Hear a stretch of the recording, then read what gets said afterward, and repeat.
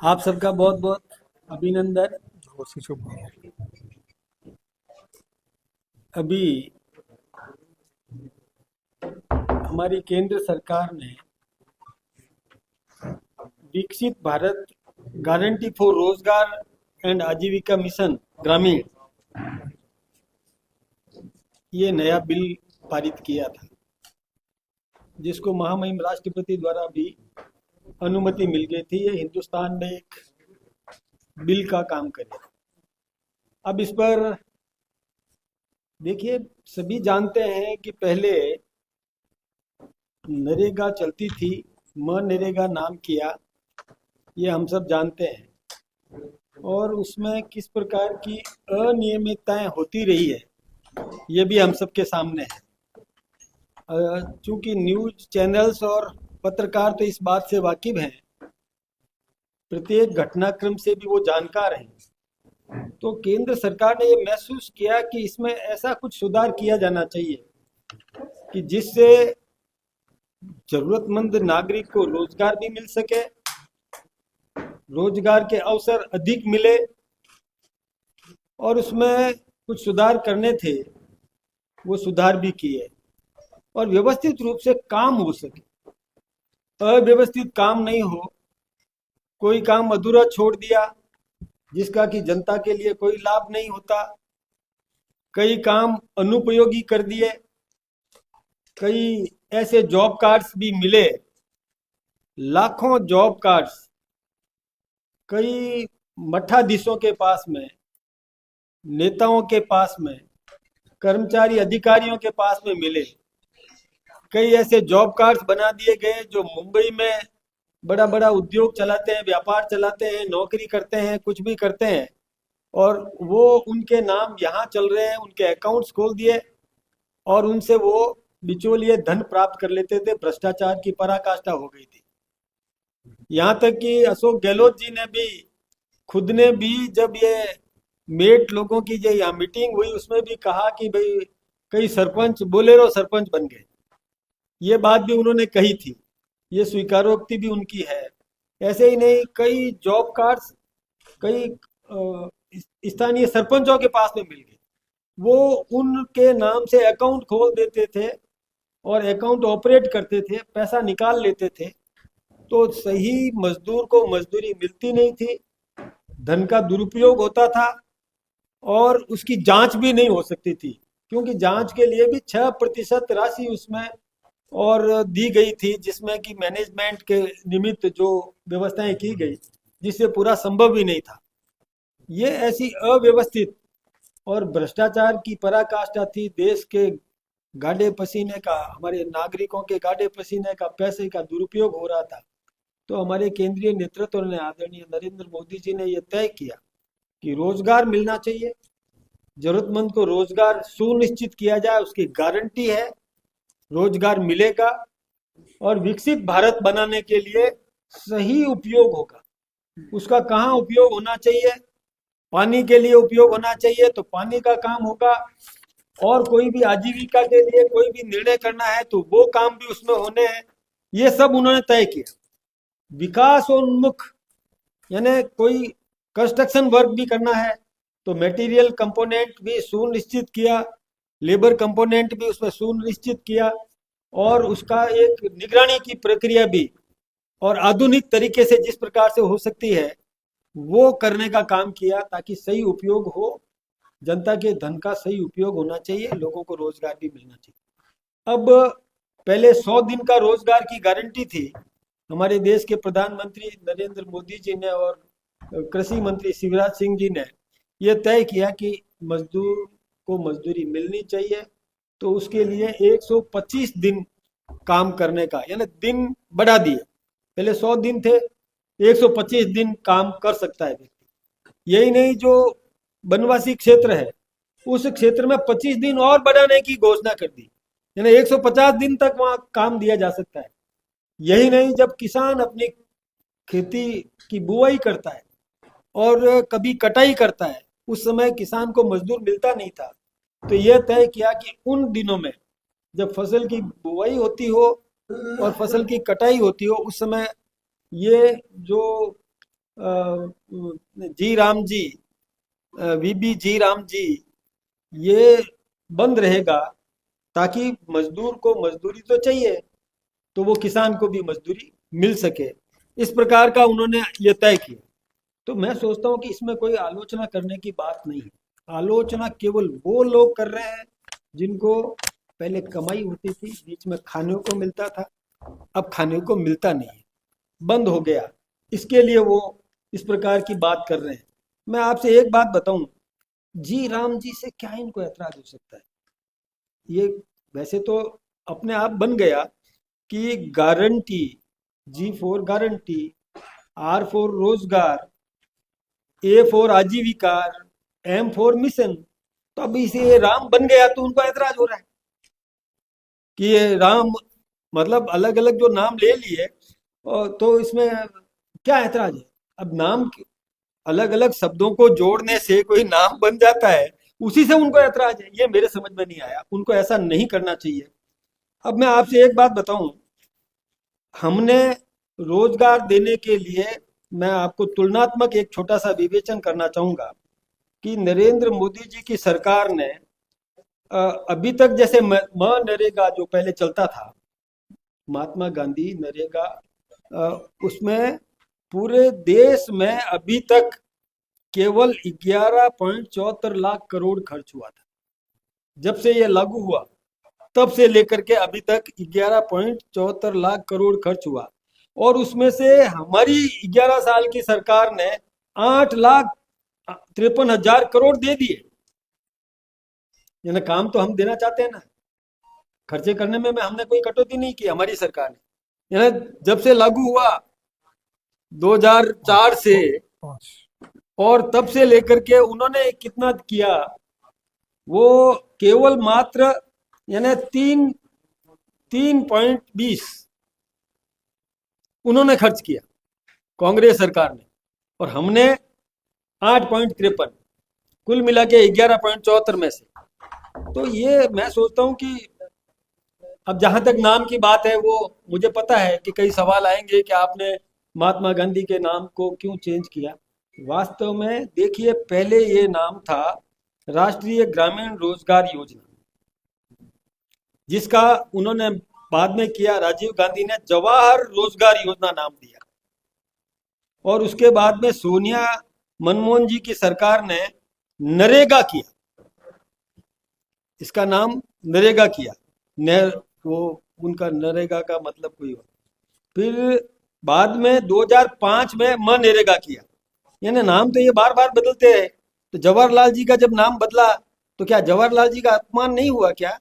ये कांग्रेस इस विषय को क्यों नहीं पकड़ पा रही है और क्यों फालतू का बवेला कर रही है, ये समझ में नहीं आया। कांग्रेस ने कई नाम बदले। मैं आपको बताना चाहूंगा, आवास योजना का नाम पहले ग्रामीण आवास योजना था, 1985 में इसका नाम बदलकर इंदिरा आवास योजना कर दिया। यानी व्यक्तिगत नाम से, किसी नेता के नाम से कर दिया। ग्रामीण विद्युतीकरण योजना को इन्होंने राजीव गांधी ग्रामीण विद्युतीकरण योजना कर दी। पहले केवल ग्रामीण विद्युतीकरण योजना थी, इन्होंने, मतलब ये गांधी परिवार, कभी नेहरू जी के नाम से ये जबरन डालने का काम करते हैं। हमने लेकिन ऐसा नहीं किया, हमारी सरकार ने ऐसा कोई काम नहीं किया। ये बात मैं आप सबके सामने रखना चाहता हूं। देखिए हमने क्या किया, जो बताता हूं। राजभवन का नाम हमने लोक भवन किया, राजपथ का नाम हमने कर्तव्य पथ किया, किसी व्यक्ति विशेष के नाम से नहीं किया। रेसकोर्स रोड का नाम, रेसकोर्स रोड का नाम लोक कल्याण मार्ग किया। सोच देखिए कितना परिवर्तन है उस सोच के अंदर। प्रधानमंत्री कार्यालय का नाम सेवा तीर्थ नाम किया, क्योंकि हमारा तो सेवक है, सेवक बनकर के जो राजनीति के अंदर आया है। इसी प्रकार से भारतीय न्याय संहिता, भारतीय नागरिक सुरक्षा संहिता, भारतीय साक्ष्य अधिनियम, ऐसे 3 नए कानून बनाए, जिसमें भारतीय दंड संहिता, आपराधिक प्रक्रिया संहिता और भारतीय साक्ष्य अधिनियम को बदलने के लिए लाए। नाम हमने क्या किया, भारतीय न्याय संहिता। दूसरा क्या, भारतीय नागरिक सुरक्षा संहिता, ये हमने आपराधिक प्रक्रिया संहिता का नाम बदल करके किया। इसी प्रकार से ये हम जो काम करते हैं वो जनहित के काम करते हैं, कभी भी ऐसा नहीं सोचते कि जिसमें कोई व्यक्तिगत लाभ लेने के लिए काम करते हो। दृष्टि देखिए, एक मिनट मैं आपको थोड़ा मनरेगा और वीबीजी राम जी के बारे में बताना चाहूंगा। देखिए, दृष्टि जो है केवल रोजगार प्रदान करने पर फोकस है, लेकिन हमारे यहाँ मनरेगा में तो केवल इस पर थी। हमारे यहाँ है रोजगार को गांव विकास और विकसित भारत 2047 की दृष्टि से जोड़ना। इसी प्रकार से हमने ये मैंने निवेदन किया आपको कि 100 दिन की जगह हमने 125 दिन किए। पहले कार्य की मांग पर था, हमने ये मांग प्रचलित प्रकृति बरकरार रखी। केंद्र निश्चित राशि आवंटित करता है, अतिरिक्त राज्य वहन करेंगे। पहले केंद्र श्रम लागत और सामग्री लागत 75% देता है, हमने यहाँ पर ये 60-40 किया है। इसी प्रकार से स्थानीय स्तर पर योजनाबद्ध कम समन्वय, मतलब समन्वय नहीं करते थे, हमने गांव के स्तर पर योजना पहले से तैयार होगी। गांव की ग्राम पंचायत में तय होगा कि काम क्या लिया जाए और उसका डिजिटल मानचित्र और प्रधानमंत्री गति शक्ति से संयोजित होगा। पहले सोशल ऑडिट होती नहीं थी, अब सोशल ऑडिट 6 मई में तय कर दी, ताकि भ्रष्टाचार को किसी भी प्रकार से पनपने नहीं दिया जाएगा। डिस्प्ले बोर्ड लगेगा, ये हमने तय कर दिया। और शिकायतों का त्वरित और समाधान, कोई भी शिकायत हो, सीमित समन्वय, बहुत कमजोर निगरानी पहले हुआ करती थी, अब निगरानी समय पर होगी। शिकायतों का निवारण, पहले कोई समय सीमा थी ही नहीं, 10-10 साल तक शिकायतें लटकी रहती थी। अभी तक मैं आपसे बता रहा हूं पेमेंट्स नहीं हुए, पेमेंट्स लोग मांग रहे हैं। कई मेटों के पेमेंट्स नहीं मिले, कई मजदूरों के जो उसके पेमेंट्स नहीं मिले। मैं खुद अभी बांसवाड़ा की तरफ गया था, तो ये सब क्या चल रहा है। अब समय तय कर दिया कि निश्चित समय सीमा में पेमेंट होगा, पखवाड़े के अंदर पेमेंट करना पड़ेगा। इसमें ट्रांसपेरेंसी पूरी हमने तय की, उनके समय में कोई ऐसा ट्रांसपेरेंसी थी भी नहीं। हमने ये तय किया कि किस प्रकार से और ये ट्रांसपेरेंसी रहे, काम पता चले कि क्या हो रहा है, काम की प्रकृति, श्रम का प्रबंधन, प्रशासनिक संसाधन, रोजगार सृजन दक्षता, इसमें सब ने हमने बहुत सुधार करने का काम किया और डिजिटलाइजेशन करने का काम भी हमने किया। अब पहले के भ्रष्टाचार की बात करो, हमारे एक रमेश मीणा कांग्रेस समय के मंत्री थे, उन्होंने खुद ने ये बात कही कि बाड़मेर और नागौर में उनकी सरकार थी, 300 करोड़ की कथित हेराफेरी हुई। अब कांग्रेस का एक मंत्री वो ये स्वीकारोक्ति है, सोशल ऑडिट में खुलासा हुआ कि बरियाड़ा, आरंग, बलाई, इसमें किस प्रकार की स्थिति रही, कहाँ पर किस प्रकार की गड़बड़ें हुई, ये सब चीजें जो है ये जनता के सामने है।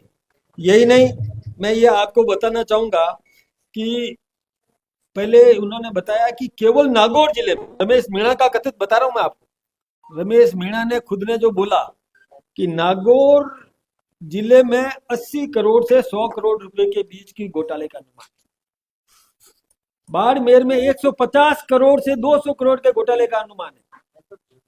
ये रमेश मीणा का स्टेटमेंट है। और यही नहीं, उसमें अशोक गहलोत जी ने भी और ये भी कहा कि कितना भ्रष्टाचार हो रहा है। अब मस्टर रोल, फर्जी मस्टर रोल मिलते थे, है ना। जनता का पैसे का इतना दुरुपयोग, ये तो मैं सोचता हूं कि किसी भी कीमत पर स्वीकार नहीं किया जा सकता। मोबाइल ऐप ने रोका 2600 करोड़ का फर्जीवाड़ा, ये देखिए आप, ये सारे जो हमें आपके समाचार पत्रों में भी आया है, कहीं पर ये मतलब मेड ब्लैक लिस्टेड किए गए 1700, 500 से ज्यादा अधिकारी कर्मचारियों के खिलाफ नोटिस की कार्रवाई हुई, जिनमें इनकी मिलीभगत साबित हुई। ऐसे केसेज हैं जो मैं मतलब यही देखिए शिकायतें कितनी आई देश में। ये मनरेगा में 10,51,000 से अधिक शिकायतें दर्ज की गई, 10,51,000, और नाम कई बार रिपीटेशंस, वही नाम। 60 वर्ष से अधिक आयु के लोगों के नाम, 80 वर्ष से 93 वर्ष तक के लोगों के नाम। अब आप कल्पना कर सकते हो कि 93 वर्ष का व्यक्ति क्या काम कर सकता है, लेकिन उसका कार्ड जॉब कार्ड बना दिया। मैंने निवेदन किया कि कई लोग बाहर व्यापार करते हैं, यहाँ है ही नहीं, उनके जॉब कार्ड पकड़े गए। और ये सब चीजें जो ऐसी है कि जो कतई बर्दाश्त करने लायक नहीं है। ये भ्रष्टाचार का पर्याय बन गया था। इस भ्रष्टाचार को रोकने के लिए जो कुछ भी करना चाहिए वो हमारी सरकार कर रही है। अभी बंगाल की बात करूं, बंगाल में मनरेगा बंद करनी पड़ी। क्यों बंद करनी पड़ी? कि 85 लाख कार्ड पकड़े गए। क्या बताएं, कल्पना क्या है हो सकती है? जॉब कार्ड, यानी ये मतलब पराकाष्ठा ही हो गई। 1,55,00,000 से अधिक ऐसे लोगों के नाम थे। 1,55,00,000 से अधिक नाम ऐसे लोगों के थे जो मैंने आपको बताया कि जिसकी उम्र का मतलब कि किसी भी कीमत पर वो काम ही नहीं कर सकते। मैंने एज आपको बताया कि 93 वर्ष तक की उम्र के ऐसे नाम इनके उस समय के जोड़ दिया उन्होंने। ऐसे ही कई फर्जीवाड़े हैं। 13 करोड़ फर्जी कार्य दिवस मतलब जो वर्किंग डेज नहीं है, लेकिन 13 करोड़ से अधिक फर्जी कार्य दिवस ये भी पकड़े गए।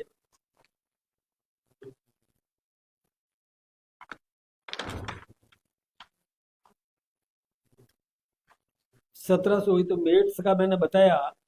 फर्जीवाड़ी का तरीका जो था, मजदूरों की पुरानी फोटो का उपयोग करके या एक ही मजदूर की कई बार फोटो खींचकर दर्जनों लोगों की उपस्थिति दर्ज कर देते थे। ये सब आपके सामने है जो मैं बताना चाहूंगा। जियो टैगिंग, अब हम जो करेंगे, अब हमने ये सुधार किया है कि जिसकी बराबर मॉनिटरिंग की जाएगी और बड़ी निगरानी रख करके काम तय करके। अब देखिए, ये एक आपको मैं बताना चाहूंगा कि ये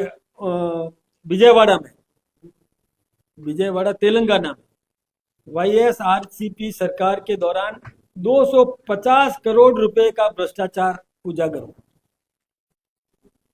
कोई रुपए की कोई सीमा भी होती है? 250 करोड़ का भ्रष्टाचार, और 71 करोड़ तो वसूली की है। 71 करोड़, ये समाचार पत्र में भी आया है, 71 करोड़ की वसूली की गई। ये तो सबूत है ना, जो वसूली हुई है तो रिकवरी तो तभी होती है जब इस प्रकार का।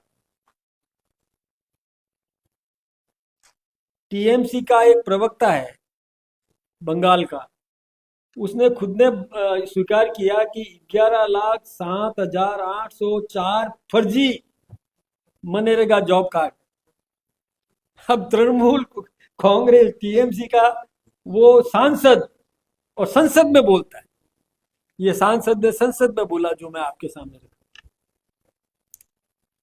ऐसे कई मामले हैं। बंगाल के विशेष रूप से ज्यादा है, इसलिए हमको बंद करना पड़ा वहां पर। ऐसे भ्रष्टाचार होते रहे तो ये तो ठीक नहीं है। एक 29 अप्रैल 2006 से मतलब कांग्रेस ने जो किया कि ये साइकिल पंक्चर लगाने वाले, दुकान चलाने वाले के नाम से 40 लाख रुपए का भुगतान दिखाया। ये गहलोत साहब ने कहा है, उस समय के कांग्रेस के मुख्यमंत्री ने ये बात कही है। यह पैसा सड़क पर रोड़ी डालने का था पंक्चर निकालने वाले के अकाउंट में, और 40 लाख रुपए का भुगतान दिखाया गया। यानी भ्रष्टाचार की पराकाष्ठा हो गई। दुकान चलाने वाले के नाम पर फर्जी कंपनी बनी, बैंक में खाता खुलवाया गया, भुगतान जमा कराया गया, पैसा निकाला गया। ये सारा जो है ये कच्चा चिट्ठा कांग्रेस का, ये मैं आपके सामने निवेदन कर रहा हूं।